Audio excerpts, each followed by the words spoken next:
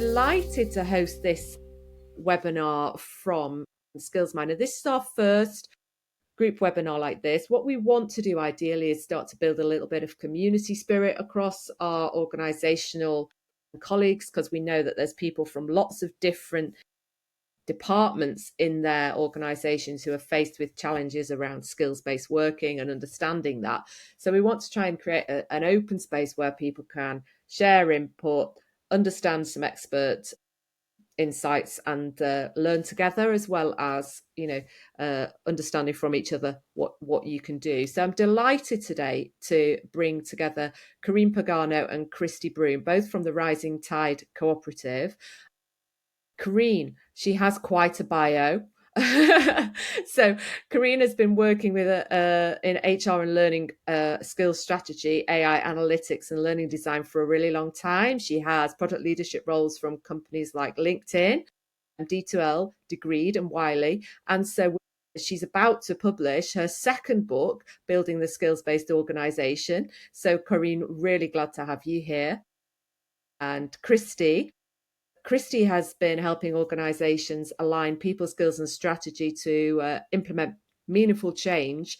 And she's been working with HR and L&D teams around talent strategies for some time as well. Her history also includes Degreed. So I think that's where you both met.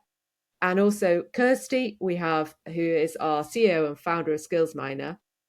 Kirsti's background is all about unlocking people's potential and finding the hidden talents in organizations and in individuals. And she's really passionate about how we use AI, not to replace people, but to look at empowering and augmenting how people work in a new way together. So that's it from me as a host at this point. Perhaps I could hand over to you guys to just introduce yourselves a little. Yeah. Koreen, do you want to get started? I'm happy to start. Besides all the lovely things that Dinah said about me, I live in California, and we are at Rising Tide Cooperative. We're spending a lot of time right now working with organizations thinking about how to get started with skills and skill data, and what are the impacts of AI on skills. So I'm just super excited to dig into the conversation today and talk about what we've seen as organizations are trying to get started on this journey. Great. Thank you, Koreen. Fantastic. Kristi?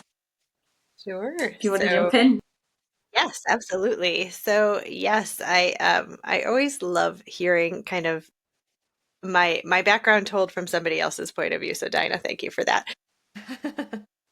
I live in Minnesota in the States. So I apparently am the only one bringing sun today, but I'm happy to share because it's very hot and humid here today. So yes, very excited about the work that we're doing at Rising Tide Cooperative. I think over the past, it's been close to a decade, maybe half a decade, 3/4 of a decade, that the skills conversation has really been taking shape. So understanding how skills are measured, how they're validated, and importantly, how they're used within organizations. And I think that's part of the conversation that we'll have today is really, how do you think about getting started with your skill strategy and how to make it meaningful in your organization? So I'm really looking forward to that as well. But before we do, Kristi, what would you add? Thank you, everybody, and thank you so much for joining us. It's really exciting to be able to have this opportunity to speak to both Kristi and Koreen, and Dinah, for you to kind of host us today. This spun off a conversation that we were having actually on LinkedIn, and the things that we were seeing globally in organizations right now, and the jump off and start points that different organizations are experiencing as they try and grapple with what is AI, what's skills-based working.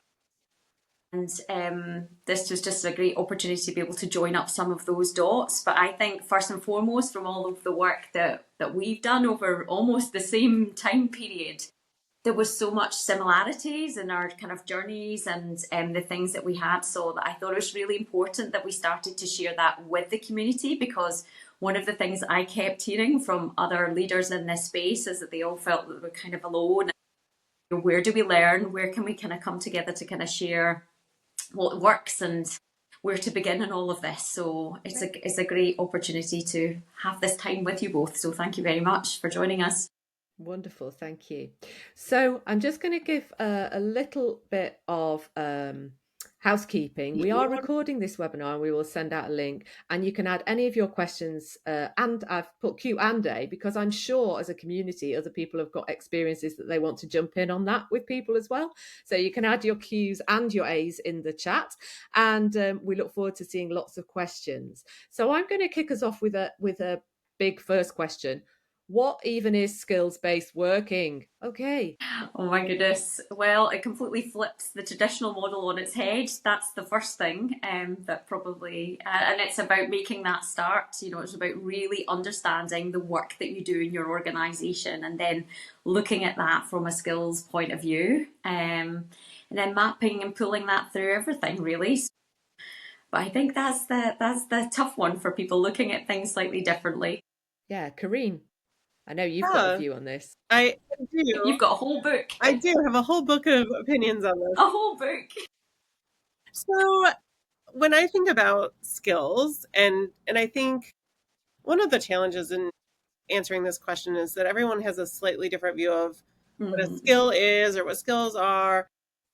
Skills, the capital S skills, is really a data challenge. Yep. And having more data and insight into the capabilities of yourself, your team, if you're a manager, your organization, if you're a leader, and being able to make better decisions, people decisions, with more information. And so while skills is kind of the umbrella term that we're using for this type of data, it's not super scary when you think, oh, we're just trying to collect more data about what people can do so that we can make better decisions about where we need to invest from a learning perspective, or where people who's ready for promotion, who's ready to take on a new challenge, who's ready to join a specific project. Succession planning, there's so many different, and then who do we need to hire? Yeah.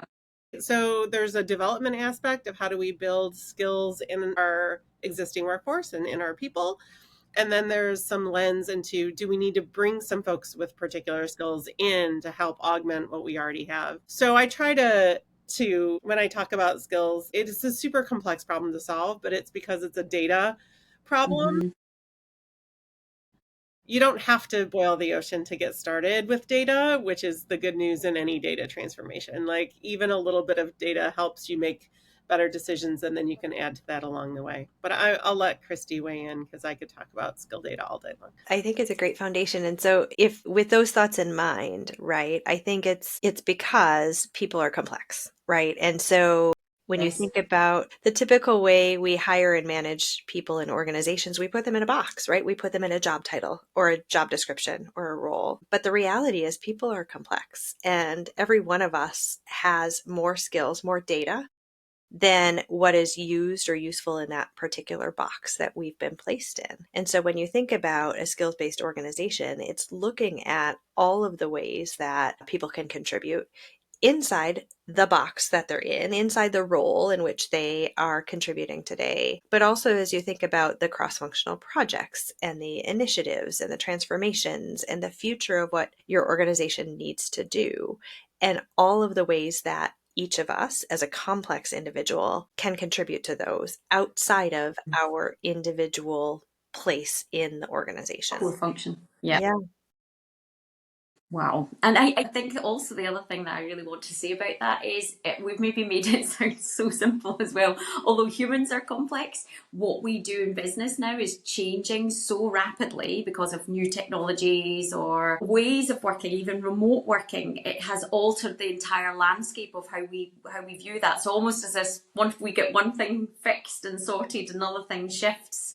And so it's kind of keeping up with that. And so looking at skills in a very agile way, I think that's something that I think is becoming, there's even more demand for that, I think, but you've got to start somewhere, so It's always about understanding what is it that we actually do first. Well, Yeah. and Kristi, just to build off what you just said, and I see David in the comments said he struggled to get data, but the bigger problem is how do you keep it relevant ongoing? Yes. I think working in that agile way and creating new systems of data collection and working where we're actually paying attention to both the work that's getting done and the people who are doing the work and how they're doing in relationship to the work to be done does require organizations to think differently about how the data systems that they need, the way that they think about skill measurement. And we could have done an entire hour just on validating and measuring skills. And maybe we Yes, will in the future. That would be a great topic. But absolutely. it is a reality that most organizations aren't today set up to collect skill data in an ongoing way. Yes. And so the really important piece of creating a skills-based organization is that it's not a once and done investment, that it's actually an organizational shift and change to thinking about how do we set a baseline of skills across our organization, and then what is the data that we need to collect in an ongoing way to keep that data relevant, to show changes in that baseline over time, depending on what we're doing to try to build skills or hire for skills. All systems in an organization need to start thinking in terms of skills data. Yes. Which is why it is not while you can start with a single team, the real value is when you get the entire system thinking Yes, about using that data. Yeah. Yeah. And that was always the one thing as well that I kind of felt passionate about, was that it shouldn't be that it's done to an organisation, that it's done with the organisation and with people at the heart of that. Because it's classically like digital transformation. If we try and enact that in an organisation without that kind of engagement, it becomes almost like this thing that you feel like you're pushing against the tide.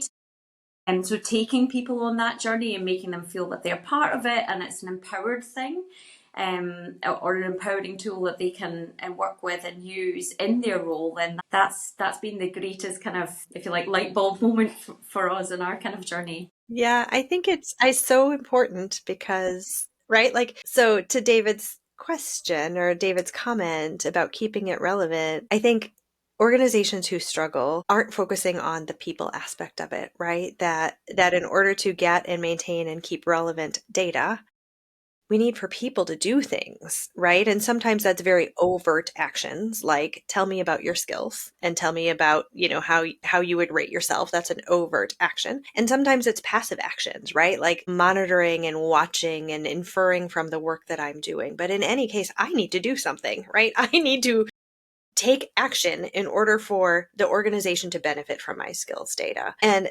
the organizations who get this right really kind of think about that people challenge, that motivation, Kristi, that you talked about, right? That we have to bring people along with us in order to benefit from the output, the data that we want to gather as organizations so that we can make decisions from it.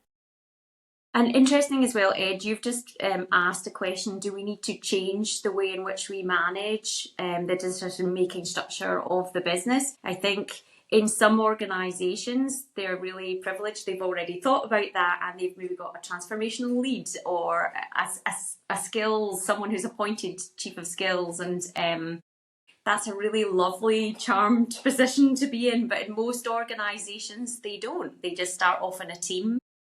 They start off with the line management that they have, and then it grows from there. And then I think once you have that data, then you can start to think about, okay, what would I do with my people differently? How would I structure my organize?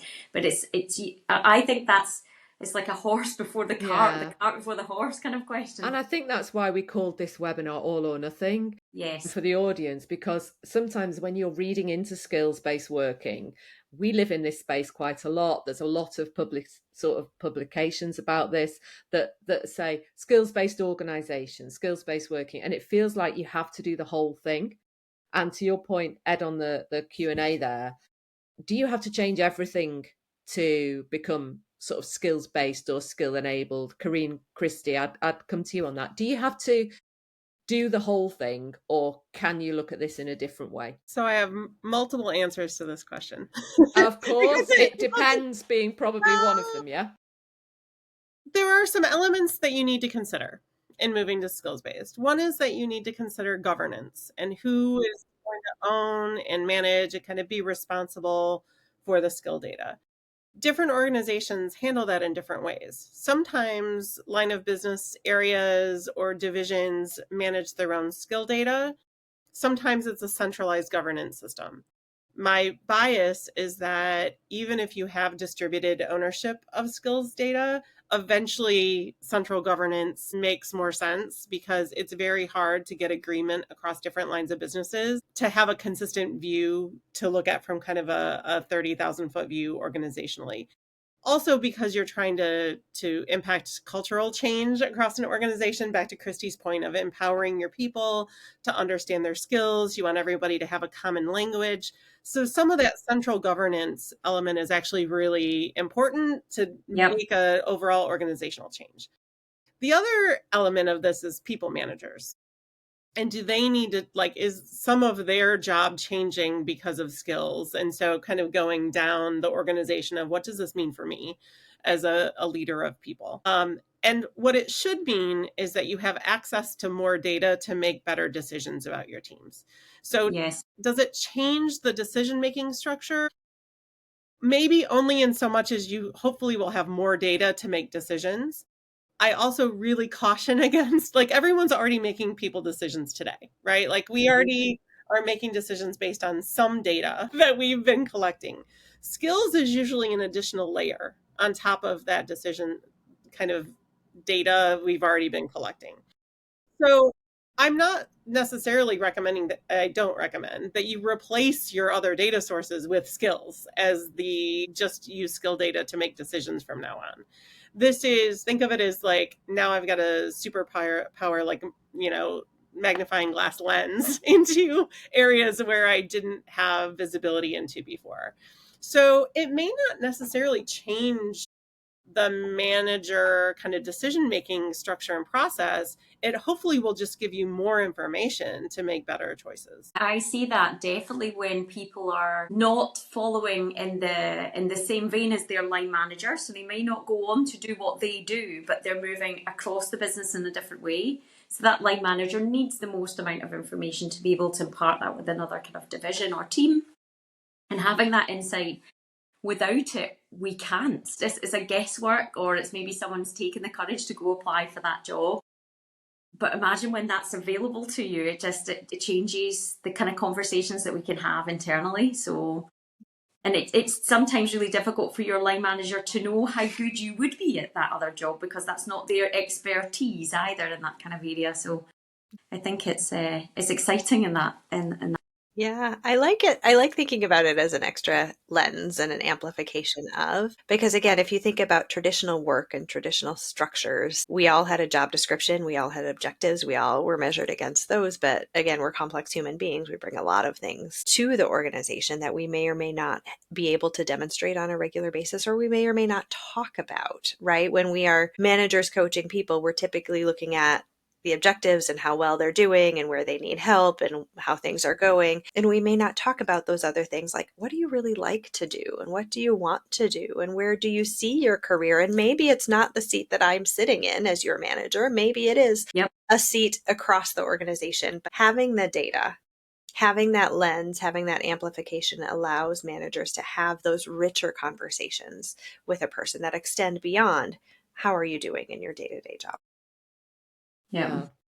And that leads me into thinking, like, part of why we wanted to do this as a webinar, and I'll ask this question sort of when we get to the end of this as well, is the community of who's responsible for skills. So who do you think is kind of owning the skills conversation in organizations from when you've been involved? Because I think from our perspective, we're hearing different things. We're hearing, head of transformation, chief people officer, HR, because skills are L&D right, or head of engineering, so it's a capability picture that we're trying to understand.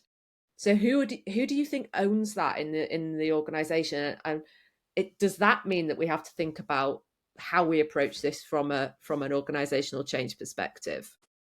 Big question. Loaded question, Dinah. Some of the most exciting ones that I've seen is when they're starting to bring in more people who are not from HR. It's people who understand what is this that we're asking our people to do. So in engineering, it's an engineer that's working alongside the HR team. We're talking about the tasks, we're talking about the missions, we're talking about the strategic things that we want to achieve in this next year. And that's when we start to think about what do we need in order to achieve those things, and where do we find those skills, and where do we find those people, and what do we need to train them to do. And that's quite exciting when we see that. It's rare. There's a couple of organisations globally that have done it, and there's some great press about how that's kind of coming together for them now.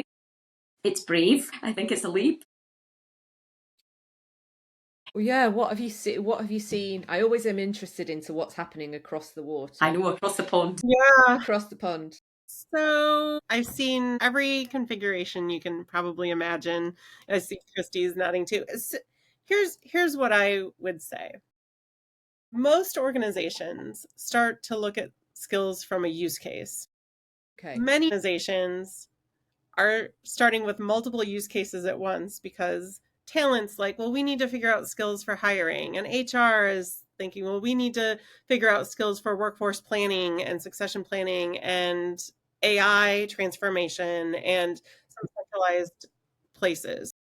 L&D is thinking about skills from how do we upskill and reskill our workforce, and how do we better target our learning investments to focus on the areas that will have the biggest impact. Skills can help us do that. Then you've got the data folks that are like, okay, well, we need to have data governance and we need to make sure that we have a system for pulling in the data. Does that live in IT? Does that live in HR? Does that depends on the organization. And then you've got the technology folks that are often integrally involved in building out the systems or looking at their existing tech stack and saying, do we have the right investment and the right tools for us to be able to support a skills initiative? And I know we're going to talk about Skillsminer, which I'm excited about, but those are 5 areas of the business. And we're not even now talking about the line of business leaders who have real business problems to solve. So really, then it's all leadership, right? And I think because of that, because every area has a particular window that they're looking into skills from, different organizations have evolved in different ways depending on who was leading the initial discussions and driver. And what you don't want to do, and I've seen lots of orgs do this, is have each of those areas go off on their own and trying to solve for skills. That the silos that have existed in organizations up till now, because we didn't have this kind of shared data source that everyone wants to be able to utilize and leverage, has allowed HR to operate separate from L&D, has allowed talent to operate separate from L&D. I'm picking on L&D right now. But I think that's the real interesting opportunity for skills, is to pull together some of these use cases and look at the bigger problem to solve, which is, do we have the right people with the right skills to do the work to be done overall? And you can't do that only by looking at through one window. You have to kind of start thinking about it holistically. So while I do think it's really smart to start with an initial use case, an initial business problem to solve, and not try to boil the ocean, I don't think you can start those conversations without raising your hand and saying, hey, everyone, we're going to get started. This is our first use case. But everybody needs to have some visibility into where we're going so that we can grow as a business in skills and not grow in different ways with 5 different solutions or 6 different solutions. Yeah. So you could look at it a bit like you do in agile working, where you've got a value stream that you're pulling that across whatever function, or well, not function is not the right word, but the value proposition, the use case, and you could pull that across and then bring the people who need to be involved to build that skills community around that. It's kind of a forest and a trees problem, right? Like, you do need to focus on a couple trees to get started, to show and prove out the value of how this data can help you make better decisions. So you do need to start with some areas where you can show value in a short-term kind of window. But you do need to have a view of where you want to go. And you do need to have a sense of what might this look like if we take on this use case and then add another use case. And then eventually we're pulling in the whole system. And you're going to have pressure across different areas of the business because suddenly managers will be like, I want access to this data. And talent will say, I'm picking on L&D again. Let's say you start with an upskilling initiative. Everyone's going to want access to that data. Let's talk about internal mobility. Let's talk about external recruitment. Let's talk, right? There's so many applications. It's good to know that the data that you're starting to build can serve all of those different audiences and solve all those different problems. But if you try to start from a top systems approach, it takes a long time to get to value. And that's where I think a lot of organizations stall out because they're like, let's solve it for everybody all at once. And then they get 6 months, 9 months, 12 months in and everyone's tired and they haven't solved a particular problem yet. Yeah. They're kind of building the systems. And that's a very hard balance to strike. And I think that's why I appreciate, Miles, your comment in the chat as well, which is one I very much appreciate and agree with, right? That we shouldn't let 100% accuracy hold us back because as Koreen is talking about, right, we have to see that early value so that the initiative can grow and spread and across all of those different use cases. And I think, it's data and we have a lot of feelings and structures and thoughts about data and what it means to have good data. And I think it is a balance between accuracy of the data so that you can make decisions, different decisions than you've made before, but also not letting 100% accuracy hold you back. I 100% appreciate and agree with that comment, right? That you've got to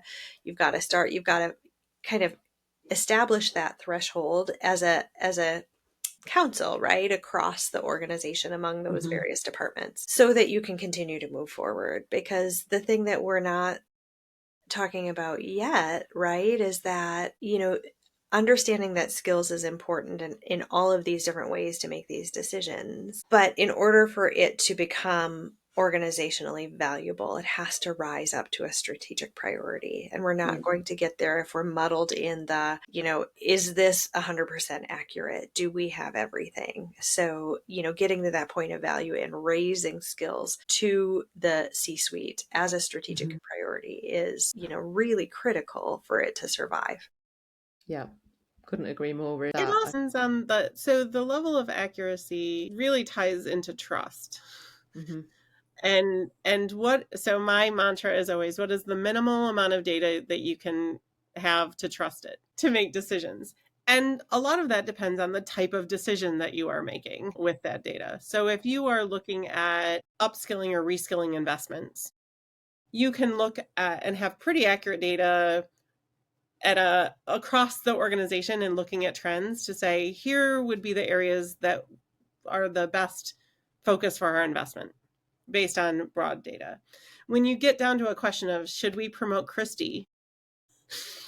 You're going to want a little bit more validity of data to say, does Kristi deserve this promotion or should we give it to Dinah? And right. And so the nuance of those decisions and what business problem you're trying to solve also has a lot of impact on the level of specificity and validity that you need from data, from any particular data point. I have lots of thoughts on building trust on skill data. And like I said, I think that's a V2 of this conversation. But I do think, if you let perfect be the enemy of done, you'll never have perfect skill data. You will have directionally correct skill data. And I think that is where a lot of organizations might start to get nervous about what level of data do they need for what types of decisions. And I think you can kind of work through that as an organization. Yeah. They'll definitely get into that paralysis state, don't they? Yeah. Around, how many levels of this do we need to evidence that, and I think you're right there really in terms of getting that started. But one of the questions, so what we did when we put this webinar out there is we asked for questions before, because sometimes people don't put them, but they have a question and they don't necessarily bring it into the chat. And one of the questions we had was, well, don't we just do skills anyway? So this is a perception that isn't all work just skills? Mm-hmm. And don't we just do that anyway in our organization? Well, Do I need to do something called skills-based working to make that make sense? Or do I just do it? I'm here with horrible questions for everybody. I love this question, actually. I love it because I think depending on the organization, yes, like maybe so, and there are some industries where they've already been collecting skill data for a long time. They just might not have called it that. So we have some friends that and have worked with companies that have a lot of frontline workers or people that are not at, not at desk jobs. Many of those types of jobs are very skill based.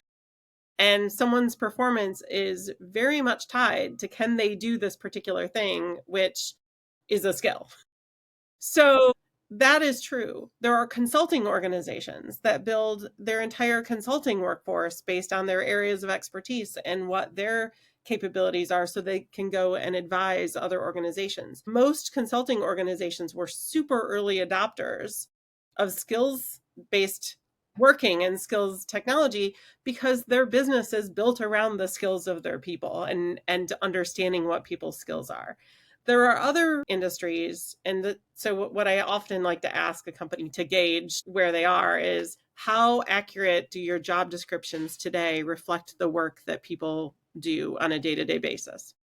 And most of the time, people have a panicked look on their face when I ask that question because it's not consistent. Yeah. It's not consistent, and it's not the same between even departments, Yeah. and how someone describes a project manager and this team is different from that team. There's about 40 different versions of the truth, and the other thing that I was going to say as well about the knowledge workers versus people are out like engineer, it's how you collect that data as well. I think that's really interesting, and again probably another subject for another day, but it definitely gave a lot of knowledge workers in this space a head start because they were able to kind of extrapolate what they already had stored from keyboard strokes or things that we were doing online to make some of those assumptions and things. But yeah, it's super interesting. I think we just had another question in as well. Oh. Well, yeah, we had one of the biggest skills data gaps we know is knowing what employees have done in the past, and we have a decent idea of the skills from their current role, but not their previous experience. So this is a little bit of that. Aren't skills just skills? So that visibility, how does that work when you've only got the person in their job today as your data set? I know, Kristi, you touched on that a little minute ago when you said it's like people not telling you what they actually would really love to do, or they maybe think that they might be kind of good at doing something, but it's, I don't think those conversations sometimes happen, and it's less likely to happen now we kind of have this remote or hybrid working as well. So Yeah, I know. I think it connects to the aren't skills just skills? Isn't all work skills? And I think the answer is maybe, and it depends on the language and the culture of your organization, right? So if I ask you, Kirsty, what did you do in your last job, and you tell me that you made sandwiches at a sandwich shop, that's great, right? But if I think in the language of skills, it's things like I had to greet customers, I had to fulfill orders, I had to, right? Like the tasks and then understanding the skills. So I maybe had to have patience and I had to be energetic and right? Like those getting it down. And so I think some organizations do a really good job of doing that. But then you think about doing that as at scale, right? So are your managers able to have those conversations and really think about it in the language of skills? So when their employee says, I made sandwiches at a sandwich shop, the manager can have the conversation about what was it like? What was, the pace? Who were your customers? Tell me about that experience to be able to extrapolate what are the skills. And so, David, I think the challenge that you're speaking about is a real one because I think too often, the data that we get is someone's CV or their resume, and we all know we're told to be concise and right on those documents, and so having a system or a way, whether that system is truly technology or it's through conversation, to then extrapolate what are the skills, what are the capabilities that the person demonstrated from the past experience as might be inferred from that document. That yeah Yeah. Yeah. And it's hard for people to consistently describe those things, I think, too. It's really tricky, you know, even if we all sit down and just say we're going to do this freehand, write the CV out, it's like, wow, we describe one and the same thing in so many different ways, you know, and HR having to grapple with that all the time, you know, to kind of make judgments about those things.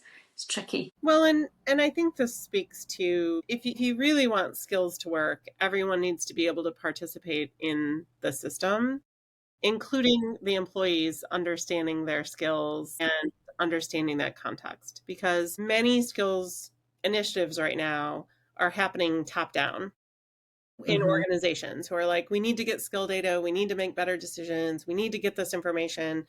But the employees aren't equally participating in saying, oh, well, let me talk about my skills, partially because we've never asked people to do that before, partially because the skill data thing is kind of new for everyone. So we're all trying to figure it out. But it does create this chasm potentially between what you as an organization can know about someone today and what they're currently doing, and then getting a broader view into what the full scope of their capabilities might be or the full scope of their skills are. And that I think is going to be an ongoing challenge. I don't think that I wish I could say, oh, do this and it'll solve it. And that is that I think is going to happen over time as people get more comfortable talking about their skills. I think as we get more specific about what different, to Kristi's point, like I always do this when I interview product managers. I have specific questions that I ask to figure out what kind of product manager are you? Because I could go into a whole rant about how, depending on how people answer specific questions, I know what their bias is or their strengths are, or what their experience has been as a product manager. It can vary wildly. I mean, product managers exist in almost every industry and every company in some way, shape, or form. But what that job actually is in different contexts can look and be very, very different. And so it's getting to that next level of detail of like, yes, I was a product manager, but what does that mean? What skills did I actually have? What skills did I actually leverage to be a product manager? And how does that experience translate into the next role that I move into? Definitely. I think that there's that it comes back. There's so many moving parts to this, which is helpful. But that thing around, like, you know, the job description and how do we move the work around the change, the transformation that is needed in organizations who are saying, well, actually, this is the work that we think we need to do. This is our strategy. This is how we break that work down.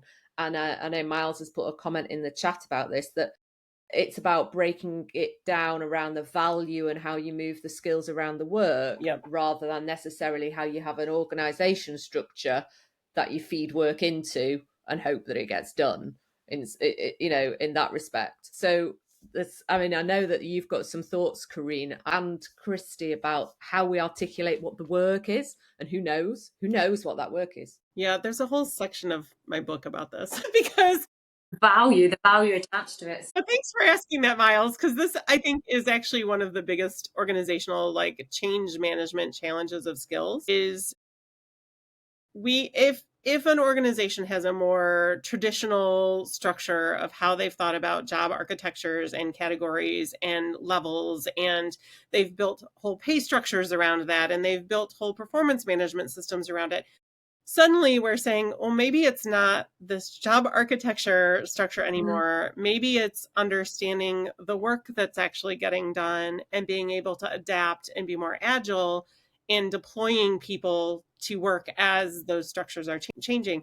And that's going to blow some people's minds. Back to earlier, Koreen, that might not be everywhere.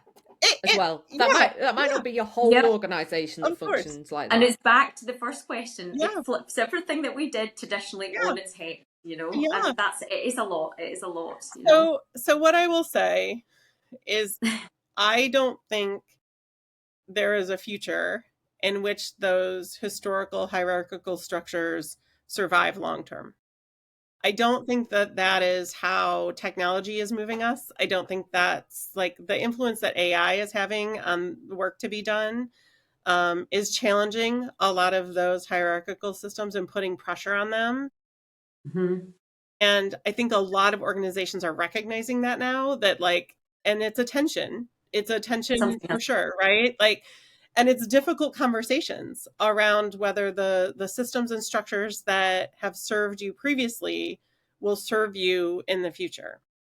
And maybe in some cases the answer is yes. But I think we're seeing big waves of trends of like people are recognizing that those structures aren't really going to support how people work in the future. And so now we've got to reimagine what that might look like if it's not a hierarchical structure of work. What does Yep. it look like if it's matrixed? What does it look like if it's project based? What does it look like if we are focused on the work to be done and not the titles and the salary bands and the and I hate to say that because I'm a big fan of like equity and thinking about like making sure we have systems that people understand where they fit in, which is why the hierarchical structures were formed to begin with, to give transparency and visibility into opportunities and career pathing and all of those things. And those are very important and great efforts. And unfortunately, just how we work is changing. So, how do we think about keeping that level of transparency, keeping that level of visibility, empowering employees to participate in these new systems Mm-hmm. and take advantage of opportunities? And how do we think about how managers and systems evolve to support more agile ways of working? I think that's one of the reasons why skills is such a big, complex topic for organizations, because as soon as you start peeling back the first layer of skills, you start questioning all of the systems that you have and say, does this serve us moving forward? Do we need to evolve entire systems? And I don't want to scare people because I started out by saying that you can start easy, and you can. So back to the, is it all or nothing, Dinah? It doesn't have to be. But I do think as organizations see the value of the data, they want to move to the next step where they're like, okay, what else can we do? And so in those instances, I think, no, it's not all or nothing. But, and as you start seeing the value in one area of the business or one function or one problem to solve, you start to see how the other systems in your organization could also benefit. And that becomes a bit of a snowball. Yeah. So what I'm going to do, I'm conscious of time here and we are getting other questions in, but I want to make sure that we have a little look through at how that might work Yeah. in organizations. Mm-hmm. So what Perfect. we have here is we've got a video, and I'll talk us through some of the things that you can do within how you might look at skills differently in Skillsminer. So you can look at your organizational viewpoint and also think about creating the work that you bring skills to. And you can do that within Skillsminer by creating, for instance, vacancies, projects, pieces of work that require these different sets of skills from individuals. And you can adjust and choose not only the actual sort of technical skills, but also the practical skills that you can do in that to help people understand the human skills around that. And you can also find the right skills for the work that needs to be done. So here you can select and see the skills that are needed for a piece of work. And again, back to the style. So this is a piece of work around recruitment and events, and you can search for the hidden talent in that as well. This will help you see the people in the organization that you have and also any external talent that in this demo, we've taken out the community CVs and the wider CVs to just have a look at the people you have in the organization and how their skills match to the piece of work that you have to be done. So that piece of work might be a vacancy, but it also might be a project or a task or a program or something that you're working on. So you can see that person, the skills that are matching, the skills that are missing, and you can make decisions around that help you understand how you're going to best deal with that piece of work and get that piece of work completed moving forward. You can also look at rethinking how you do your workforce planning. So You can look at the workforce planning through roles, you can look at workforce planning through people, you can look at workforce planning through projects, and you can have a look at that data lens that we talked about, Koreen and Kristi, before. The data that you have can come, all the different users can have a look at that, whether that's the program people, the HR people, the transformation manager. They can look at the people that you have in the organization, the employees. They can look at that data, or they can have a look by skills and then have a look who in the organization has the skills that I need the most for doing this piece of work.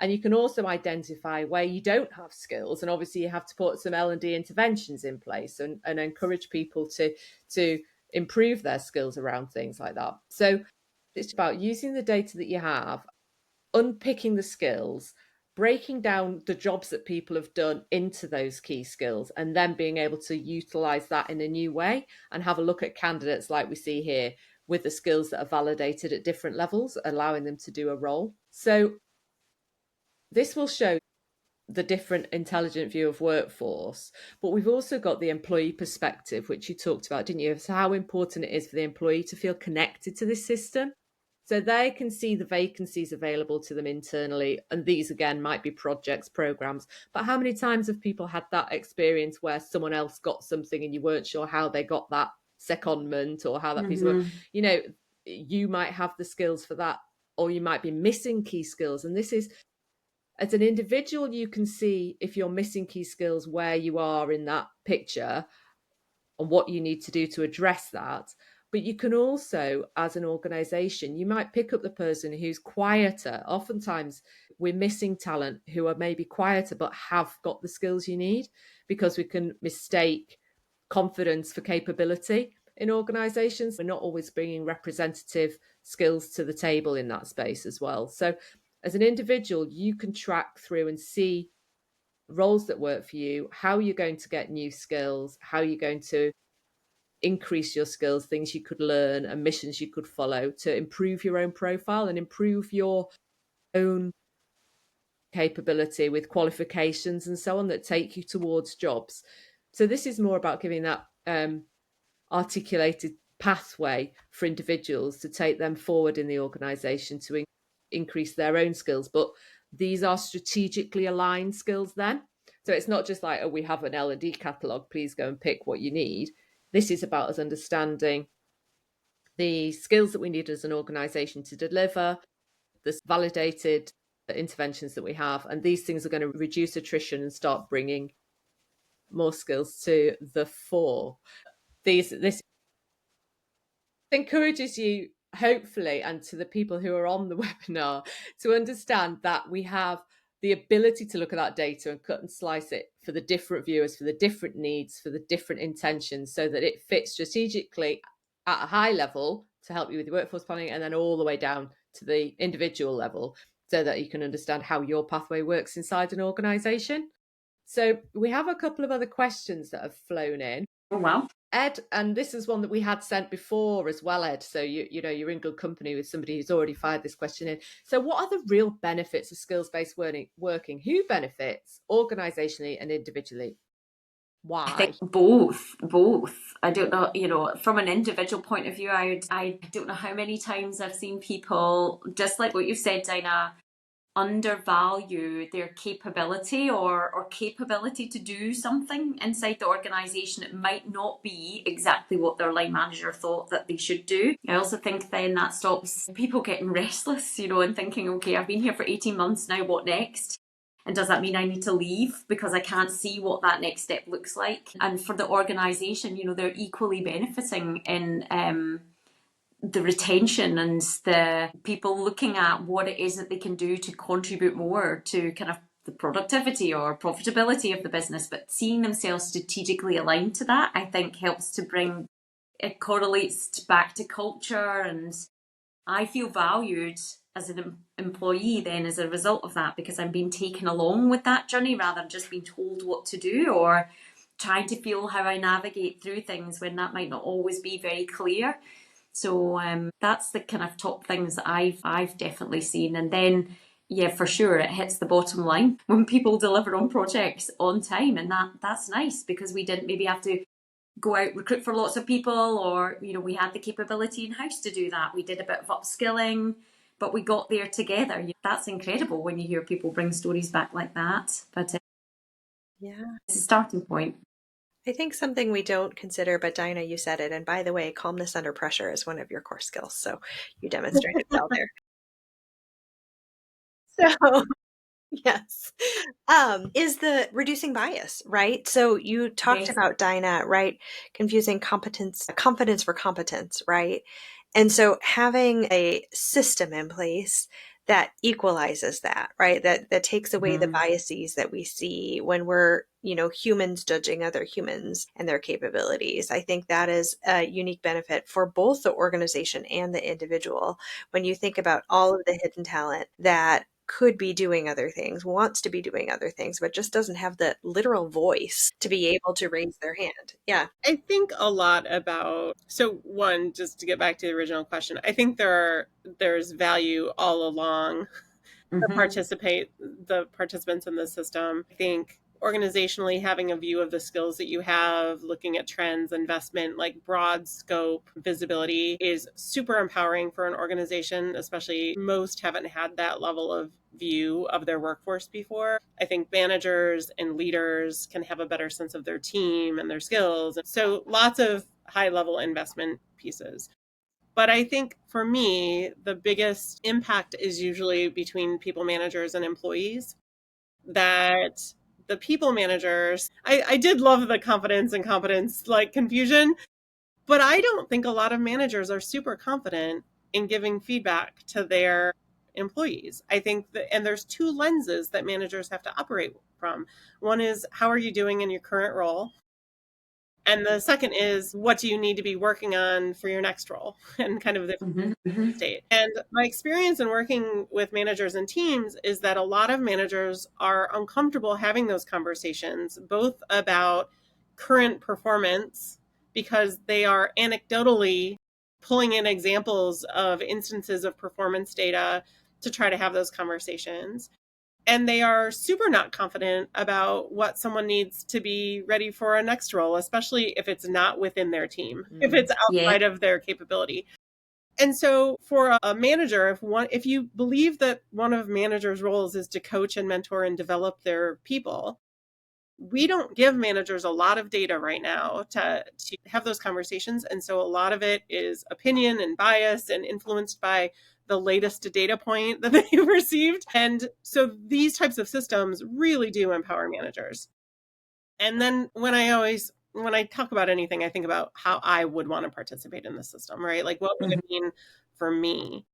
And I haven't always had a good view on what are the skills I need to work on right now to do a better job in my job, and what are the skills that I need to be thinking about for what I want to do next. Like, giving people that information and that insight is empowering. It helps them make better decisions for themselves. It helps them drive their careers. It helps them advocate for themselves. And so that manager-employee relationship side, I think, is one of the most interesting and maybe under discussed dynamics that can happen in a system where skills data is used regularly.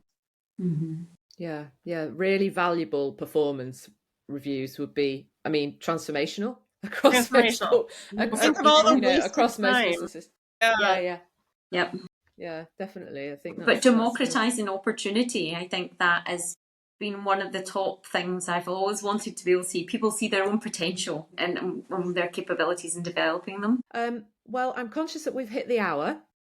I'm really grateful to both of you for joining us. Amazing. And I'm going to share a little bit more information on where people can find out more about you.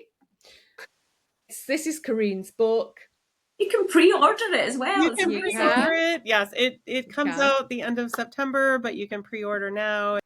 It's available at all your local booksellers and online retailers. That's fantastic. And there's your website here as well, the Rising Tide Cooperative, for anyone that wants to get in touch with Kristi and Koreen. So again, thank you once more. Thanks, Koreen. Thanks, Kristi. Thanks, Kirsty, for your time today. And I've really enjoyed that conversation, and the audience have as well. I think that it's really helpful and informative.